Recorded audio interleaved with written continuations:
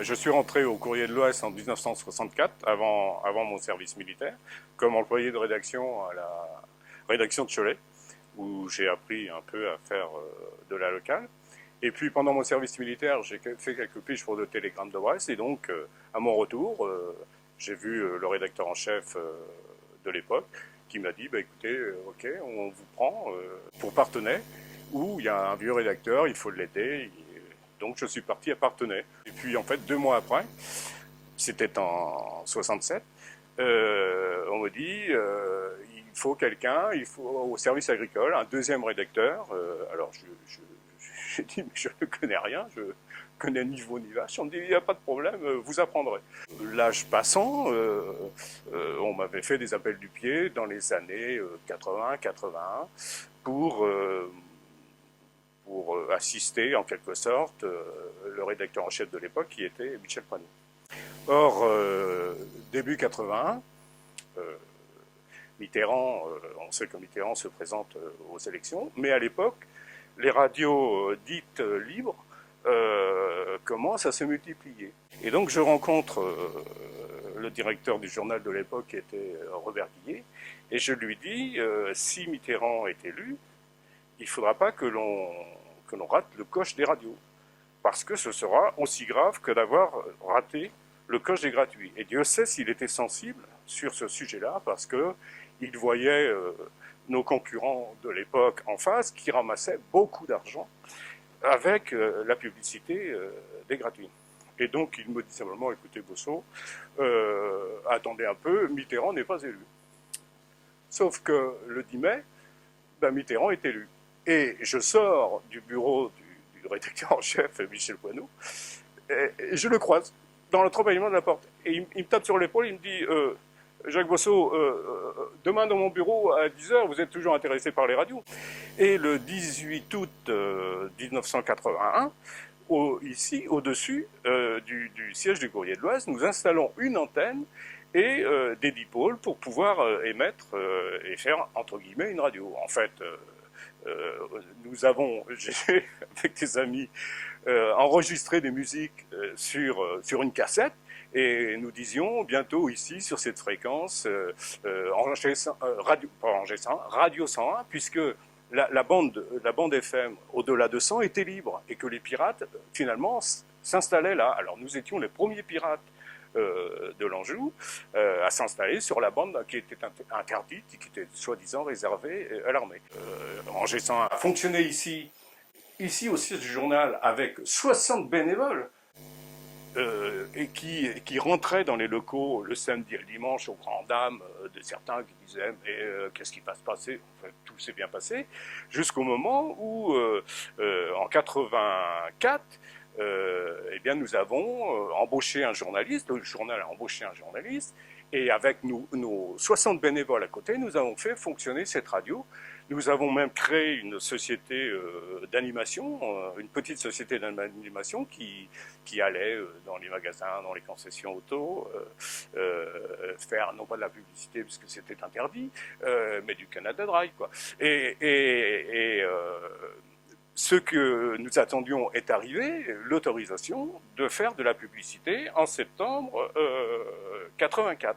Parallèlement à la radio, dans les années 83-84, j'ai été chargé de la diversification médiatique.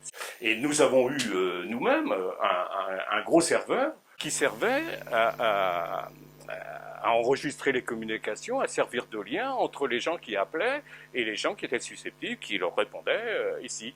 Et parallèlement, d'ailleurs, le Courrier de l'Ouest, au nom du Courrier de l'Ouest, j'avais été chargé d'étudier avec la Caisse des dépôts et consignations la création d'un vrai serveur. Parce que, à l'époque, on pensait que la télématique allait nous apporter ce qu'Internet nous apporte aujourd'hui. Nous avions en radio, par exemple, le dimanche matin, une émission à succès. C'était une émission dédicace. Et donc, il y avait un bon à découper dans le journal. Et les gens remplissaient ce bon, et puis on citait leur nom et leur dédicace à l'antenne. Vous savez, cette émission avait un succès fou. Alors, cela souligne l'intérêt de la radio, c'est-à-dire que la radio bénéficiait, bien sûr, de l'appui dans tous les sens du journal, mais elle faisait aussi la promotion du journal. Nous marchions ensemble. C'était un outil de promotion et de rajeunissement, entre guillemets, du journal. Alors, nous avons démystifié la radio, parce que à l'époque, la radio, c'était Paris. Et quand nous nous sommes installés à deux pas de la place du Ralliement, les gens sont venus nous voir, entendaient, voyaient le visage des voix qu'ils entendaient le matin, le midi et le soir, apportaient à l'équipe des cadeaux. Je me souviens le jour où on a sorti la première voiture avec les logos en G101, mais les gens s'arrêtaient sur le trottoir pour regarder la radio. C'est-à-dire qu'on a vécu quelque chose d'exceptionnel, que c'était plus un métier, c'était une passion. Je pense que c'est ce que vivent un peu les gens qui vivent aujourd'hui dans les startups d'Internet, qui créent un produit qui a un succès fou. Et c'était ce que nous avons vécu. D'ailleurs, je me souviens, l'un de mes collègues qui avait une fonction importante à tel côté m'a dit un jour, quelques années après, en disant finalement, c'est toi qui as fait le bon choix. Quand en t'occupant de la radio, c'est toi qui as fait le bon choix. Et c'est vrai que on a vécu tous ensemble quelque chose de très fort qui a vraiment marqué les esprits, parce que nous avions un public important et que nous apportions mais vraiment quelque chose de nouveau, complètement nouveau, comme Internet aujourd'hui. Je suis rentré au Courrier de l'Ouest, moi de façon un peu bizarre, c'est-à-dire que j'étais dans un collège, je m'occupais d'un club de presse, et on avait fait venir Albert Blanchouin, qui était le patron, le créateur du Courrier de l'Ouest. Et alors, c'était un homme exceptionnel.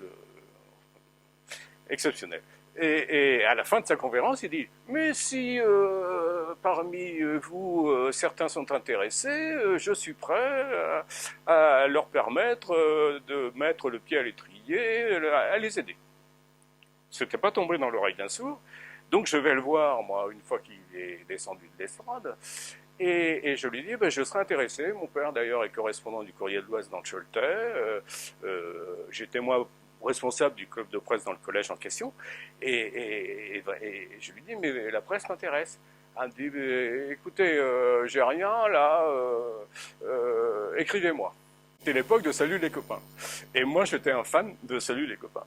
Et donc, il y avait à l'époque une page jeunesse dans le Courrier de l'Ouest, le jeudi. Et donc, j'envoie un article sur Salut les copains et Philippe Aki, et le président du Courrier de l'Ouest, Albert Blanchouin, diffuse mon papier. Alors, j'étais fier comme un pan. Et j'ai attendu un mois. Et un mois après, il me dit, écoutez, il y a un poste à Cholet d'employé de rédaction. On va vous tester. Et c'est comme ça que je suis parti à la rédaction de Cholet. J'ai créé une petite rubrique qui s'intitulait Jeudi Jeunesse, où je parlais des jeunes, des associations, des clubs de jeunes, tout ce qui concerne les jeunes. Ça embêtait beaucoup le secrétaire d'Angers à l'Irol qui s'occupait de ces papiers-là en me disant mais tu m'emmerdes avec tes papiers, parce que là, évidemment déjà je lui demandais de me faire un bandeau pour que ça accroche, pour que les lecteurs accrochent sur la rubrique. Et finalement c'est comme ça que j'ai fait mes premières armes au Courrier de l'Ouest.